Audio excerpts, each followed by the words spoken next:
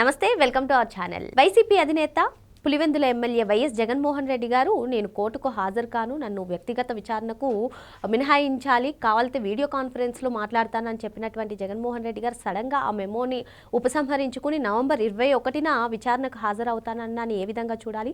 అంటే ఈ వారం రోజుల్లో ఏదో కుట్ర కోణానికి తెరలేపుతున్నారు అని అయితే పలువురు విశ్లేషణ చేస్తున్నారు. అసలు ఏం జరగబోతుంది తెలుసుకునే ప్రయత్నం చేద్దాం. దీన్ని విశ్లేషించడానికి మనతో పాటుగా ఉన్నారు ప్రముఖ ఆర్థిక, రాజకీయ, సామాజిక విశ్లేషకులు అరసిమెల్లి శ్రీనివాస్ గారు.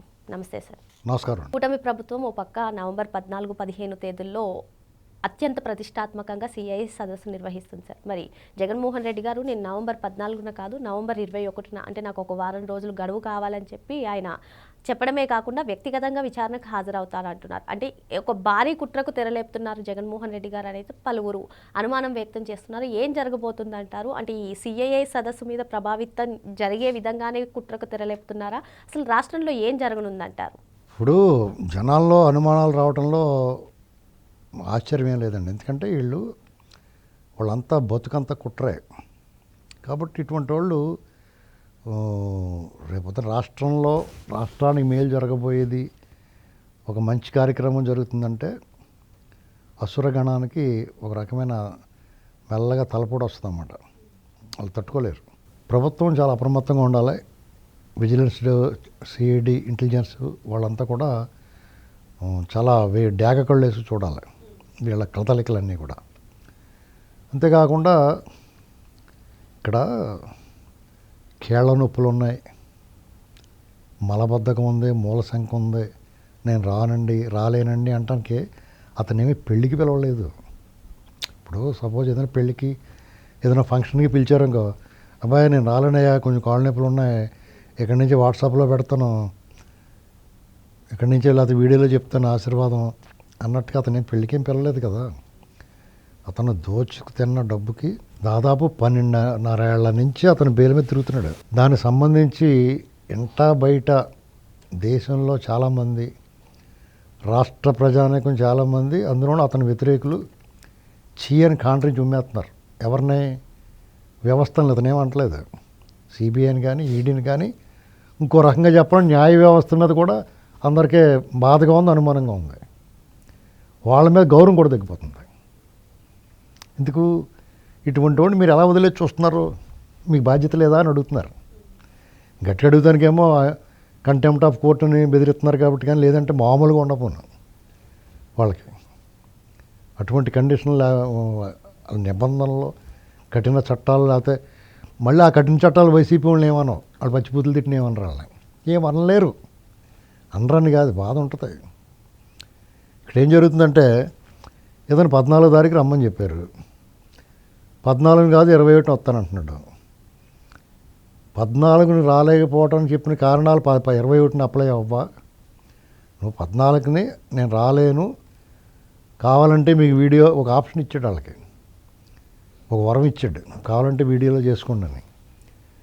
అది 21కి అప్లై అవుతాయి కదా. మరి అటువంటిప్పుడు 14 కాదు 21కి ఒప్పుకున్న వాళ్ళు రాక తప్పదని అన్నవాళ్ళు నువ్వు 14కి రావా 21 దాకా ఎందుకని చెప్పి అనాలి కదా. పర్మిషన్ ఇవ్వకూడదండి.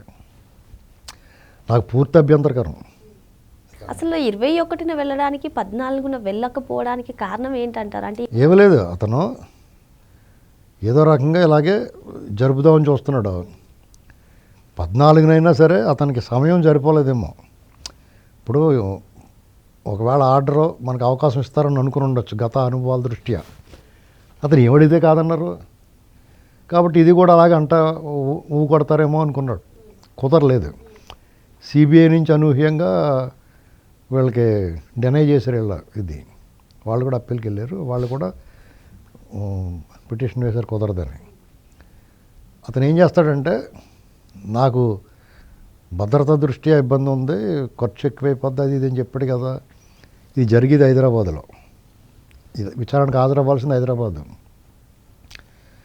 కాబట్టి అక్కడ విపరీతమైన జన సమీకరణ చేస్తాడు టీఆర్ఎస్ వాళ్ళు సహకారంతో. జన సమీకరణ చేసి చాలా తర్వాత, దాదాపు 8 ఏళ్ళ తర్వాత కోర్టుకు వస్తున్నాడు కాబట్టి ఈ సుందర దివ్య స్వరూపాన్ని చూడటానికి వచ్చేసారు జనం. ఆర్తితో అల్లాడిపోతున్నారో అని చెప్పేసి జనం అందరూ జగనన్న నువ్వే సీఎం అని అర్పించుకోవడానికి గట్టిగా మోపు చేస్తారు.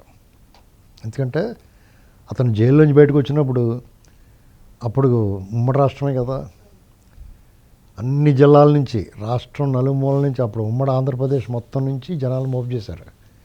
ఏముందే డబ్బులు ఇచ్చుకుని ఖర్చు పెడతారు, ట్రాన్స్పోర్ట్ అరేంజ్ చేస్తారు, ఫుడ్ అకామిడేషన్ ట్రాన్స్పోర్ట్ అరేంజ్ చేస్తే గ్యారంటీగా వస్తారు. అతను అభిమానులు అనుకున్నప్పుడు కూడా ఇవన్నీ అరేంజ్ చేసినట్టు వాళ్ళు కూడా బయలుదేరుతారు, విపరీతంగా మోపు చేస్తారు. అది చూపించి మళ్ళీ ఈసారి ఇతను రావటం వల్ల ఈ రకమైన ఇబ్బందులు ఉన్నాయి, ట్రాఫిక్ వాహనాల శ్రేణికి ఇబ్బందులు ఉన్నాయి, ఇలాంటివన్నీ చూపించి ఇంటికాడి నుంచే మాట్లాడండి మీరు అంటారన్నమాట. ఇది దానికోసం ప్లానింగ్. అది 14 కూడా చేయొచ్చు కదా అతను అని అంటాడు ఎవడో కూడా. అంటే 14 చేయడానికి అతనికి సమయం సరిపోలేదు. పైగా ఇంకో ఆలోచన ఏంటంటే ఛాన్స్ ఇస్తారేమో అనుకున్నాడు ఇంటికాడి నుంచి. సార్ ఇక్కడ ఇంకో అంశం సార్, అదే నవంబర్ 14న సిఐఏ సదస్సు జరగబోతుంది. అంటే దానికి ఏదైనా కుట్రలు చేస్తున్నారా? అందుకే నవంబర్ ఇతను ఎలాగెళ్ళా కుట్రలే వాళ్ళ జాతకం ఉండాల్సిందే.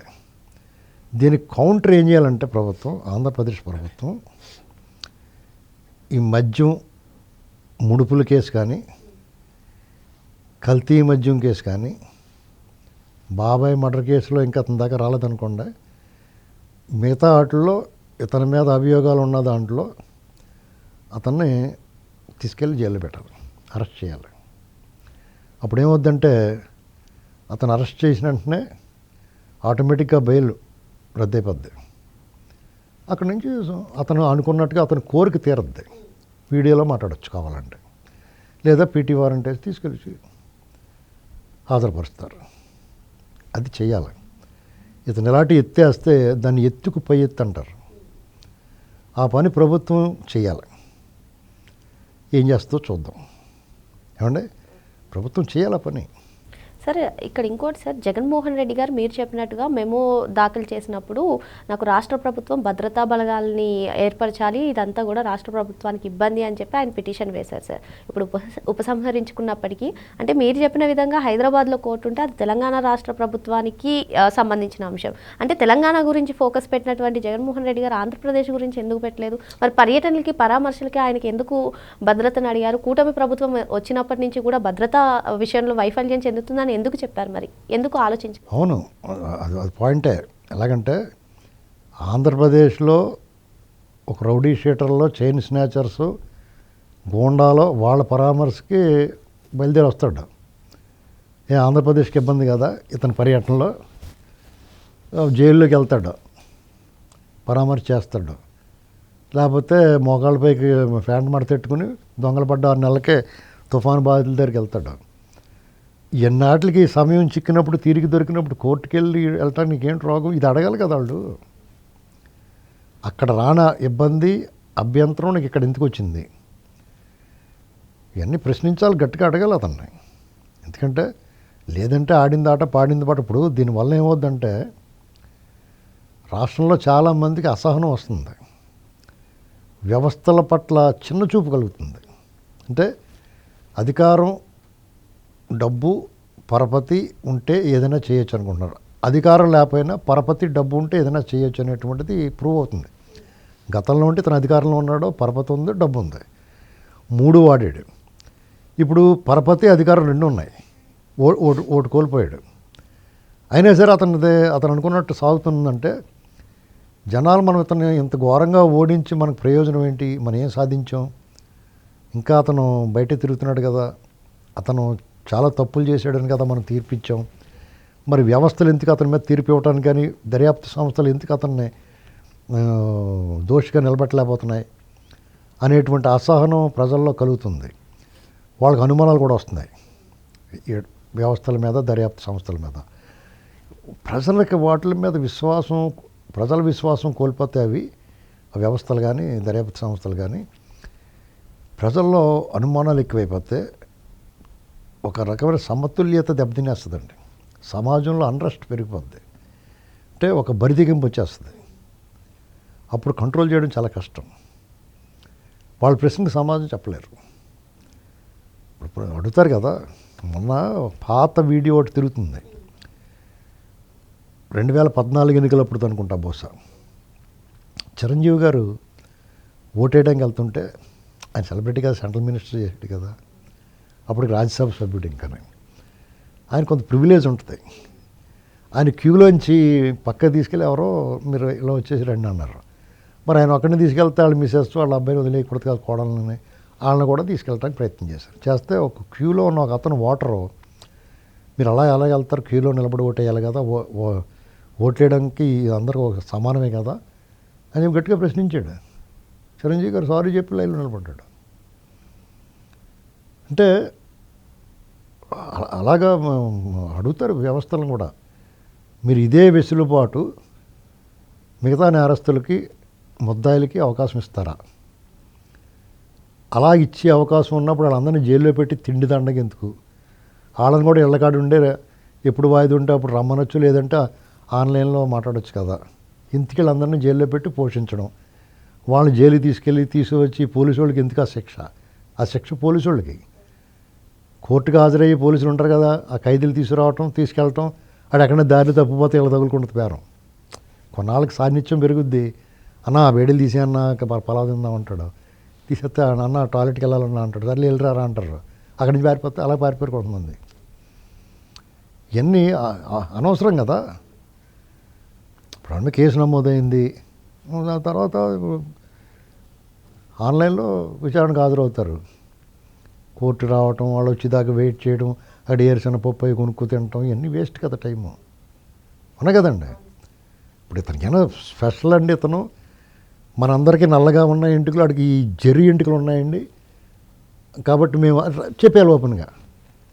జగన్మోహన్ రెడ్డి అనేటువంటి అతను దొంగతనాల్లో ఆస్కార్ అవార్డు పొందాడు. అతను వాళ్ళ నాన్న అధికారాన్ని అడ్డుపెట్టుకుని ఈ దేశంలో ఏ ముఖ్యమంత్రి కొడుకు చేయనంత దోపిడీ చేశాడు కాబట్టి పరుగుల బంధంలో బాగా పరిగెట్టినట్టు ప్రైజ్ ఇస్తారు, అవునా? కబడ్డీలో బాగా ఆడినట్టు ప్రైజ్ ఇస్తారు, క్రికెట్లో బాగా పరుగులు తీసినట్టు ప్రైజ్ ఇస్తారు కదా, మ్యాన్ ఆఫ్ ది మ్యాచ్. అలాగే అతను మ్యాన్ ఆఫ్ ది థీఫ్స్, దొంగల మూటలో ప్రముఖుడు, దొంగతనాల్లో ఆరితేరినవాడు అని అవార్డు ఇచ్చామండి అతనికి. కాబట్టి అతను మేమేం అనం అని చెప్పాలా. అప్పుడు ఒక క్లారిటీకి వస్తారు. ఆడేమనరా మన ఆడి గురించి మాట్లాడకుండా వదిలేండి పక్క పెట్టండి అంటారు. అసలు అతను సబ్జెక్ట్ ఉండదు. అతను చట్టం ముందు అందరూ సమానులు ఇలాంటి పనికిమాలికి ఎవరు చెప్పకూడదు. అర్థమైందండి. ఈ రకమైన భావనకి పబ్లిక్ వచ్చిన తర్వాత షూలు గెరేస్తారో వాళ్ళ మీదకి ఎదురుగుండా మాట్లాడమన్న ఎవరో దాడి చేశాడు లాయర్ గారు. ఇలాంటియే తప్పు కదా. దేవస్థానం, న్యాయస్థానం అంటే దేవస్థానం, అదొక రకమైన పవిత్రమైన ప్రదేశం. అక్కడ ఇలాంటి వెసులుబాట్లు అయిపోయి కలుషితం అవ్వకూడదు.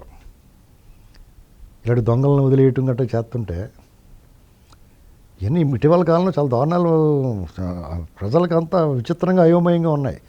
ఒకవేళ చట్ట ప్రకారం అవన్నీ రూల్స్ ఉన్నాయేమో తెలియదు. గాలి జనార్దన్ రెడ్డి అన్నవాడు శిక్ష పడింది అని ఎలా వదిలేస్తారనేటువంటి అందరికీ కూడా ఆశ్చర్యంగా ఉంది. సత్యంబాబు అన్నవాడు చేయకపోయినా కానీ శిక్ష అనిపించాడు, నువ్వేం చేయలేదురా బాబు, నువ్వు వదిలేశారు. అసలు ఎవరికి అర్థం అవట్లా అది ఏం జరుగుతుంది, ఎవరు తప్పు, ఇది తప్పు ఎవరు చేస్తున్నారు, శిక్ష ఎవరు అనిపిస్తున్నాడో. ఒకటి బదులు ఒకటి శిక్ష అనుభవిస్తే ఆ శిక్ష అనుభవించిన వాడికి పరిహారం ఏంటి, డబ్బు ఇచ్చి వదిలించుకుంటారా?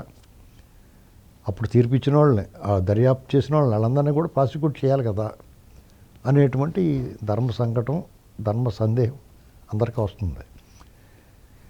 దానితోటి జగన్మోహన్ రెడ్డి అనేటువంటి వ్యక్తి పోని తప్పు చేసాడు, అతనిలో పశ్చాత్తాపం పరివర్తన ఉంది, అందుకని ఏదో రిక్వెస్ట్ చేసుకుంటాడానికి అంటానికి లేదు. అతను బయట ఉంటే చాలా ప్రమాదకరంగా ఉన్నాడు. ఏకంగా ప్రజల మభ్యేటి ముఖ్యమంత్రి కూడా అయిపోయాడు. అతని బెయిల్ నిబంధనలు అన్నీ ఉల్లంఘించాడు. తన సహనిందితులందరికీ పదవులు ఇచ్చాడు. వాళ్ళందరికీ సర్వీస్లోకి తీసుకున్నాడు కొంతమందిని. మళ్ళా తిరిగి యథేచ్ఛగా నన్ను 1,00,000 కోట్లు దొబ్బాడు అంటారా మీరు అని 10 లక్షల కోట్లు దొబ్బేశాడు ఈసారి. ఇప్పుడు మళ్ళీ వదిలేస్తే 20 లక్షల కోట్లు దొబ్బేస్తాడు.